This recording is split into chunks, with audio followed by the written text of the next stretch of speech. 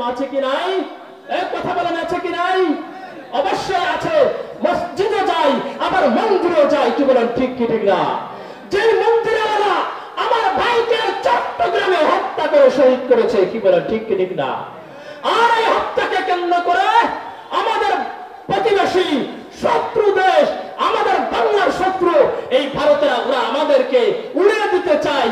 আমরা বলতে চাই, তোমরা গরুর পেশাবকে মাঠে নামবা, আমরা গরুর দুধকে মাঠে নামবো। তোমাদের শক্তি, তোমাদের দুনিয়ার পাওয়ার থাকতে পারে, কিন্তু আমাদের কাছে একটা শক্তি আছে, সেই পাওয়ার হচ্ছে ইমানি পাওয়ার। নবীজি সাল্লাল্লাহু আলাইহি সাল্লাম বলেছেন, অদূর ভবিষ্যতে হিন্দুস্তানে একটা যুদ্ধ হবে, সেই যুদ্ধের নাম হলো গাজওয়াতুল হিন্দ। ইনশাআল্লাহ আমার বাংলাদেশের প্রাক্তন যুবকরা সেই গাজওয়াতুল হিন্দের জন্য, নবীজির ভবিষ্যৎ বাণী বাস্তবায়ন করার জন্য, জিহাদের ময়দানে ঝাঁপিয়ে পড়ার জন্য প্রস্তুত আছে, কি বলেন ঠিক কি ঠিক না? কে কে প্রস্তুত আছে একটু হাত উঁচু করে দেখাও। আমার প্রিয় ভাইরা, এই জন্য আমরা শত্রুর কাছে, ইসলাম বিদ্বেষীর কাছে কখনো আমরা হার মানব না ইনশাআল্লাহ। আমাদের সাথে কে আছেন বলেন? চিৎকার দিয়ে বলুন, কে আছেন? আল্লাহ।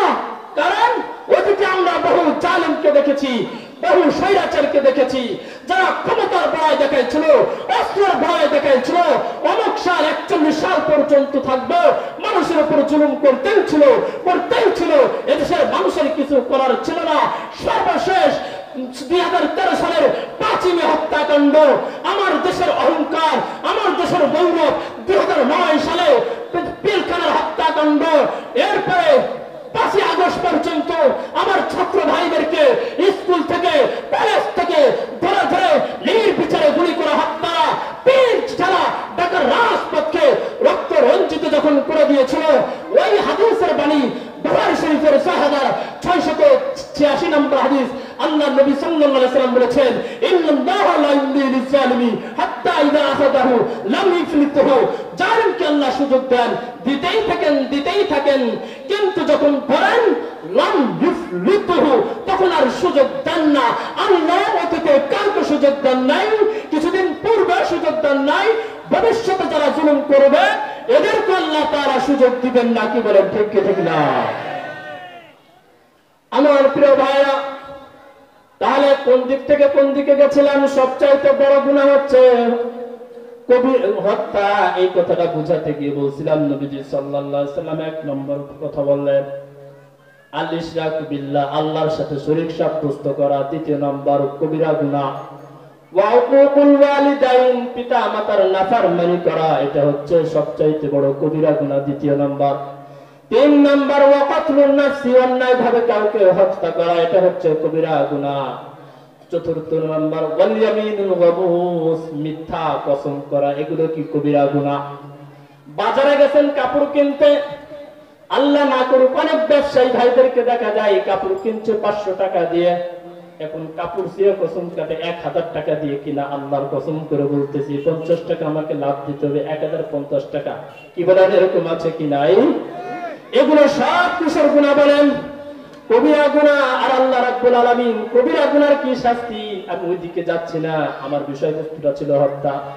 আমার প্রিয় ভাইরা, পৃথিবীতে যারা যে কোনো কাজ প্রচলন ঘটাইছে, তার একটা অংশ ওই কুরআন হাদিসের বিরুদ্ধে ওই কাজটা হলে তার উপরই বর্তায়। যেমন পৃথিবীতে সর্বপ্রথম হত্যাকাণ্ড ঘটাইছিল আদম আলাইহিস সালামের প্রথম সন্তান কাবিল। প্রথম সন্তানের নাম কি বলেন? কাবিল। পৃথিবীর বুকে কিয়ামত পর্যন্ত যত হত্যা হবে, ওই কাবিলের উপর একটা অংশ অটোমেটিক বর্তাবে, ফিলাক্সি লোডের মতো চলে যাবে অটোভাবে। দলিল বুখারী শরীফের 3335 নম্বর হাদিস, অর্থাৎ 3335 নম্বর হাদিস। আন আব্দুল্লাহ রাদিয়াল্লাহু আনহু قال, হযরত আব্দুল্লাহ ইবনে মাসউদ রাদিয়াল্লাহু আনহু থেকে বর্ণিত, তিনি বলেন, قال رسول الله صلى الله عليه وسلم لا تقتل نفس ظلما إلا كان على ابن آدم الأول كفل من دمها। এই পৃথিবীতে কিয়ামত পর্যন্ত যত হত্যাকাণ্ড হবে, ওই হত্যার একটা গুনাহ, একটা অংশ অটোভাবে আদম আলাইহিস সালামের প্রথম সন্তান কাবিলের উপর ফ্ল্যাক্সিডের মাধ্যমে অটোমেটিক চলে যাবে, ওর উপর একটা অংশ চলে যাবে, ওর গুনার পাহাড় গুনাহ বোঝা ভারী হতে থাকবে। এটা কেন? লিআন্নাহু আউওয়ালা মান সান্নাল কতলা, এই পৃথিবীতে সর্বপ্রথম ও তার আপন ভাইকে হত্যা করে হত্যার প্রচলন শুরু করেছিল। কি বলেন, ঠিক কি ঠিক না? করেছিল কিনা? এই জন্য নবীজি সাল্লাল্লাহু আলাইহি সাল্লাম বললেন হত্যার একটা অংশ তার আমলনামায় চলে যাবে। আর এই মানুষকে এভাবে হত্যা করে আর এভাবে নাকচ করে দেয় না, সেদিন হত্যাকাণ্ড হয় নাই।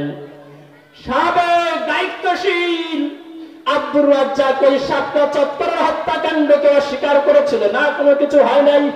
অথচ আমি প্রত্যক্ষদর্শী, শাপলা চত্বরে আমি নিজেই ছিলাম। মানুষকে গুলি করে হত্যা করা হয়েছে, রাজপথ রক্তরঞ্জিত হয়েছে। আমার ভাইয়ের লাশকে আমি নিজে কাঁধে করেছি, ফরিদপুর সালতা থানায়, মধুখালী থানাতে আমার ভাইকে আমি নিজে টেনেছি। আর বলে যে হত্যাকাণ্ড হয় নাই। এভাবে তোমরা হত্যাকাণ্ডকে অস্বীকার করে দিলে, হত্যার উপর হত্যা। মনে রাখো, এভাবে তোমরা যতদিন ক্ষমতায় ছিলে, যদি তোমরা কাউকে নির্দেশ দিয়ে থাকো, তাহলে অটোমেটিক ফ্ল্যাক্সিলোড আকার এর একটা অংশ তোমাদের আমলনামায় চলে যাবে। কি বলেন, ঠিক কি ঠিক না? আমার প্রিয় ভাইরা, যারা নাকি দুনিয়াতে জুলুম করে, জালিমদের কি শাস্তি হবে? সংক্ষিপ্ত একটা ধারণা দেই। নাকি মানুষকে হত্যা করে, কোরআনকে যদি প্রশ্ন করেন, কোরআন বলতে দেখি জালিম স্বৈরাচার যারা পৃথিবীতে আছে তাদের শাস্তি কি হবে? কোরআনে কারীম সূরা কাহফের 29 নম্বর আয়াতের উত্তর দেয়। এই সূরাটা হচ্ছে 18 নম্বর সূরা, 15 নম্বর পৃষ্ঠা। আল্লাহ তাআলা বলেন, ইন্না আ'তাদনা লিয-যালিমিনা নারা, নিশ্চয় আমি জালিমদের জন্য জাহান্নামের আগুন প্রস্তুত করে রেখেছি। আহাতা বিহিম সুরাদিকুহা, যে জাহান্নামের দেওয়াল হবে, বেষ্টনী হবে আগুনের। ওয়া ইয়াস্তাগীসু ইউগাসু বিমাইন কালমুহলি ইয়াশবিল ওযুহ, এই জালিমরা যখন জাহান্নামে প্রবিষ্ট হবে, পানির পিপাসা যখন ছটফট করতে থাকবে, পানি পানি বলে চিৎকার করে আবেদন করবে, কান্নাকাটি করবে, তাদেরকে দেওয়া হবে এমন পানীয় যা গলিত ধাতুর নাই। ইয়াশবিল ওযুহ, এই পানি পান করার সাথে জাহান্নামীদের চেহারা ঝলসে যাবে। বিইসাশ শারাবু ওয়া সাআত মুরতাফাকা, কতই না নিকৃষ্ট সেই পানীয়, কতই না নিকৃষ্ট সেই মন্দা বাসস্থান জালিম স্বৈরাচার হত্যাকারীদের জন্য সেদিন হবে। এই জন্য প্রিয় ভাইরা, আমরা সমাজের প্রতিবেশী, একটু দ্বন্দ্ব হতেই পারে, একদল আরেক দলের সাথে একটু দ্বন্দ্ব হতেই পারে, একদল আরেক দলের সাথে ক্ষমতার টানাটানি নিয়ে একটু মনোমালিন্য হতেই পারে, তবে আমরা কাউকে কি করবো না? হত্যা করবো না। কাউকে কি করবো না? হত্যা করবো না। ইনশাআল্লাহ তুতে যারা হত্যা করেছে, এই বাংলার জমিনে বিচার হবেই হবে। কি বলেন, ঠিক কি ঠিক না? আমার প্রিয় ভাইয়া, আমি আর একটা কথা বলেছিলাম, 10 মিনিটের মধ্যে শেষ করে দেব ইনশাআল্লাহ। হত্যাকারীর পরিণতি কি হবে জানলাম। মানুষ অনেকেই একজন আরেকজনকে ভালোবাসে, এরকম আছে না সমাজে? ভালোবাসার না মানুষকে না পেয়ে গোলায় রসিতে আছে না এরকম? কথা বল না কেন? আছে না? এভাবে আত্মহত্যা করে নিজেকে শেষ করে ফেলে। এদের পরিণতি কি হবে জানার প্রয়োজন আছে কি নাই? কোরআনকে যদি প্রশ্ন করেন, যারা নাকি মানুষকে নিজে নিজে আত্মহত্যা করে, এদের পরিণতি কি হবে? এবার কোরআন কারীমের সূরা নিসার 29 এবং 30 নম্বর আয়াতে আল্লাহ তাআলা বলেন, ওয়ালা তাকতুলু আনফুসাকুম, তোমরা নিজেরা নিজেদেরকে হত্যা করিও না। ইন্নাল্লাহা কানা বিকুম রাহিমা, যারা নাকি নিজেরা নিজেদের ইন্নাল্লাহা কানা বিকুম রাহিমা, নিশ্চয় আল্লাহ রাব্বুল আলামিন তোমাদের উপর অত্যন্ত রহমশীল এবং ক্ষমাশীল। ওয়া মান ইয়াফআল যালিকা উদওয়ানাও ওয়া যুলমা, আর যে ব্যক্তি নিজেরা নিজেকে আত্মহত্যা করে অন্যায়ভাবে এবং নিজের নফসের উপর জুলুম করে, ফাসাউফা নুসলিহি নার, অচিরেই আমি তাকে জাহান্নামের মধ্যে প্রবেশ করাবো, অচিরেই তাকে আমি জাহান্নামে দাখিল করাবো। আমার প্রিয় ভাইরা, অন্য আয়াতের মধ্যে আল্লাহ রাব্বুল আলামিন বলেন সূরা বাকারার 195 নম্বর আয়াতে আল্লাহ তাআলা বলেন ওয়া আনফিকু ফি সাবিলিল্লাহ, ও আমার বান্দারা তোমরা আল্লাহর রাস্তায় খরচ করো। আমরা কার রাস্তায় খরচ করব বলেন? আল্লাহর রাস্তায় খরচ করব। ওয়ালা তুলকু বিআইদিকুম ইলা তাহলুকা, দ্বিতীয় নম্বর কর্মসূচি, এক নম্বর আল্লাহর রাস্তায় খরচ করবা, দ্বিতীয় নম্বর কর্মসূচি হচ্ছে তোমরা সহজে নিজেদের হাত দ্বারা নিজেকে ধ্বংসের সম্মুখীন ঠেলে দিও না, নিজেকে ধ্বংসের সম্মুখীন করিও না। ওয়া আহসিনু, তোমরা নেক আমলগুলো করো, সৎ কাজ করো। কেন করবা? ইন্নাল্লাহা ইউহিব্বুল মুহসিনিন, নিশ্চয় আল্লাহ তাআলা মুহসিন, যারা নাকি সৎ কাজ করে। এরকম মাহফিলের আয়োজন করে নিজ সন্তানদেরকে সমস্ত মাদ্রাসায় ভর্তি করায়, নিজেরা মাদ্রাসায় পড়ে দিন বুঝার চেষ্টা করে, সৎ কাজের প্রতিযোগিতা করে, গুনার প্রতিযোগিতা ছাড়ে, জান্নাত পাওয়ার প্রতিযোগিতা করে, এভাবে জাহান্নামে যাওয়ার প্রতিযোগিতা ছাড়ে। আল্লাহ তাআলা এই সমস্ত নেককারদেরকে ভালোবাসেন। কি বলেন? ঠিক কি ঠিক না? আমার প্রিয় ভাইরা, যারা নাকি গলায় ফাঁসি দিয়ে নিজের জীবন নষ্ট করে দেয়, আত্মহত্যা করে, এদের কি শাস্তি হবে দেখেন। দলিল বুখারী শরীফের 1365 নম্বর হাদিস। আন আবি হুরায়রা রাদিয়াল্লাহু আনহু قال, হযরত আবু হুরায়রা রাদিয়াল্লাহু আনহু থেকে বর্ণিত, তিনি বলেন ক্বালা রাসূলুল্লাহ সাল্লাল্লাহু আলাইহি ওয়াসাল্লাম, নবীজি সাল্লাল্লাহু আলাইহি ওয়াসাল্লাম ইরশাদ করেছেন, আল্লাযী ইয়াখলুকু নাফসাহু ইয়াখলুকুহা ফিন-নার, যারা নাকি গলায় রশি দিয়ে নিজের জীবন আত্মঘাত নষ্ট করবে, এভাবে গলায় ফাঁসি দিয়ে নিজের জীবনকে শেষ করে দিবে, এরাও জাহান্নামের মধ্যে নিজের গলায় নিজে ফাঁসি দিতে থাকবে। সবাই বলেন নাউযুবিল্লাহ, নাউযুবিল্লাহ বলেন। ওয়াল্লাযী ইয়াতউনহা ফিন-নার, আর যারা বর্ষাবিদ্ধ করে নিজের জীবনকে নিজে শেষ করে দিবে, অনুরূপ ভাবে ওরাও জাহান্নামের মধ্যে নিজের শরীরে বর্ষাবিদ্ধ করতে থাকবে। আর যারা নাকি অনেক বড় উঁচু স্থান থেকে লাফ দিয়ে আত্মহত্যা করে, আছে কি না এরকম? বিবির বড় ছাদের উপর থেকে বা পাহাড় উপর থেকে লাফ দিয়ে আত্মহত্যা করে, এদের শাস্তি কি? বুখারী শরীফের 5778 নম্বর হাদিস, মুসলিম শরীফের 109 নম্বর হাদিস। এই হাদিসের মধ্যে আসছে ক্বালা রাসূলুল্লাহ সাল্লাল্লাহু আলাইহি ওয়াসাল্লাম, নবীজি সাল্লাল্লাহু আলাইহি ওয়াসাল্লাম ইরশাদ করেছেন, মান তারাদ্দা মিন জাবালিন ফাকাতালা নাফসাহু, যেই ব্যক্তি পাহাড়ের উপর থেকে লাফ দিয়ে নিজেকে নিজে শেষ করে দেয়, আত্মহত্যা করে, ফাহুয়া ফি নারি জাহান্নাম, এই ব্যক্তি জাহান্নামের আগুনে পূর্বে কতদিন, ফাতারাদ্দা ফিহি খালিদান মুখাল্লাদান ফিহা আবাদা, সে জাহান্নামে অনুরূপ পাহাড়ের উপর থেকে লাফ দিয়ে দিয়ে আগুনের মধ্যে পড়তে থাকবে। ওয়ামান তাহাসসা সুম্মা ফাকাতালা নাফসাহু, আর যেই ব্যক্তি বিষ পান করে নিজে আত্মহত্যা করে, ফাসুম্মুহু ফি ইয়াদিহি, জাহান্নামের মধ্যে এই ব্যক্তির হাতে একটা বিষের বোতল ধরিয়ে দেওয়া হবে, ইয়াতাহাসাউ ফি নারি জাহান্নামা খালিদান মুখাল্লাদান ফিহা আবাদা, সে অনুরূপ ভাবে জাহান্নামে বিষ পান করতে থাকবে। ওয়ামান কাতালা নাফসাহু বিহাদিদাতিন, আর যে ব্যক্তি কোন লোহা দ্বারা নিজের পেটে নিজে আঘাত করে এভাবে আত্মহত্যা করে, ফাহাদিদাতুহু ফি ইয়াদিহি, ওই ব্যক্তির হাতে জাহান্নামে একটা লোহার জিনিস ধরিয়ে দেওয়া হবে, বস্তু ধরিয়ে দেওয়া হবে, ইয়াজাউ বিহা ফি বাতনিহি ফি নারি জাহান্নাম খালিদান মুখাল্লাদান ফিহা আবাদা, এভাবে সে জাহান্নামের মধ্যে নিজের পেটে নিজে ওই লোহা দ্বারা আঘাত করে এভাবে শাস্তি দিতে থাকবে। নাউযুবিল্লাহ। আল্লাহ তাআলা আমাদেরকে হত্যা এবং আত্মহত্যা এই উভয় জঘন্য অপরাধ থেকে দেশ ও রাষ্ট্র সমাজকে হেফাজত করেন। সকলেই বলেন আমিন। আমার প্রিয় ভাইরা, যেই ব্যক্তি আত্মহত্যা করে মারা গেল, এর জানাজার হুকুম জানার প্রয়োজন আছে কি নাই? সবাই বলেন জানাজার হুকুম জানার প্রয়োজন আছে কি নাই? দেখেন একটা হাদিস, হাদিসটা হচ্ছে মুসলিম শরীফের 978 নম্বর হাদিস।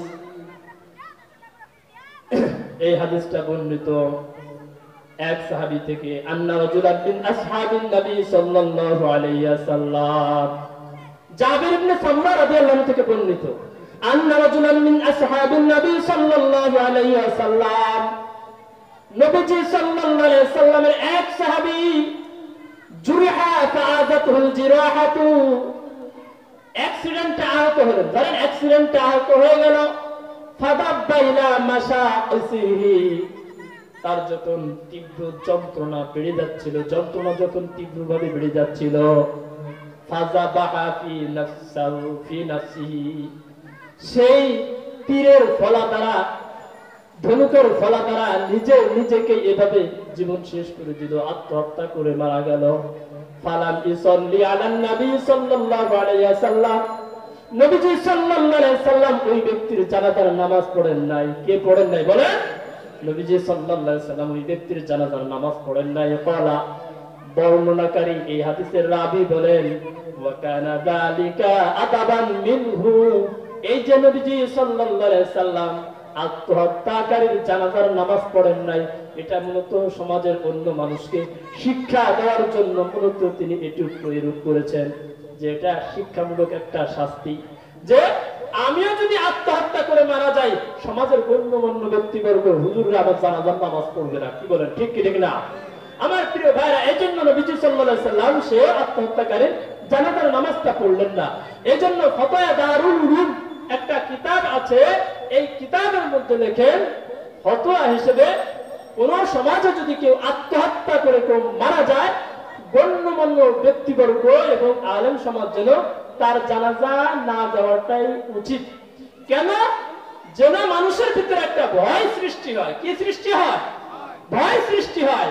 আমি যদি আত্মহত্যা করে মারা যাই, তাহলে আমার জানাজার নামাজ হয়ে যাবে, ভালো মানুষ আর পড়তে আসবে না। কি বলেন, ঠিক কি ঠিক না?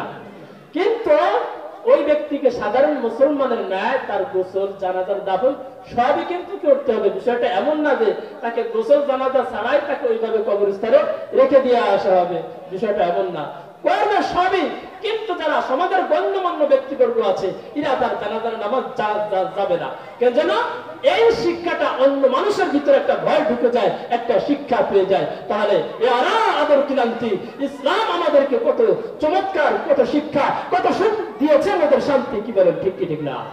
আমার প্রিয় ভাইরা, ইসলাম হচ্ছে এমন একটা বিধান, কোরআন হচ্ছে এমন একটা সংবিধান গ্রন্থ, পৃথিবীর অন্য কোন ধর্ম, পৃথিবীর অন্য কোন গ্রন্থ সেই শান্তি দিতে পারে নাই। অতীতে এখনো পর্যন্ত পারে নাই, ভবিষ্যতেও পারবে না।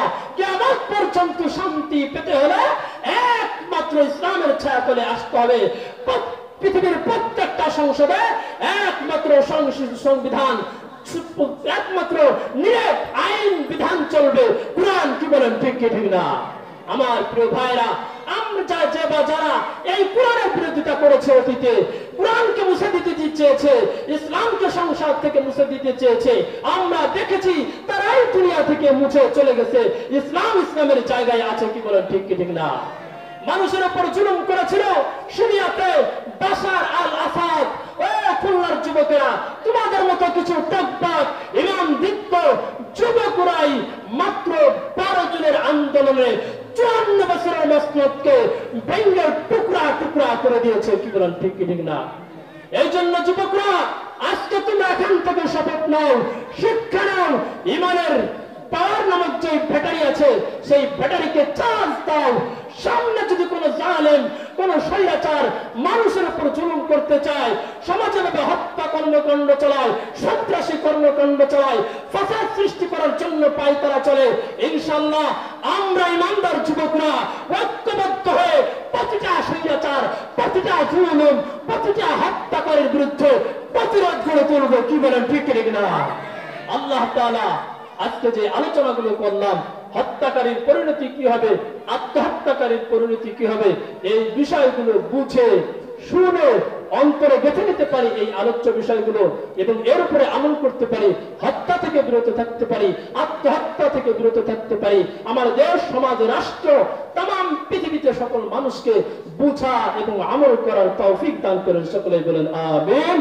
وآخر دعوانا أن الحمد لله رب العالمين. السلام عليكم ورحمة الله وبركاته. الحمد لله.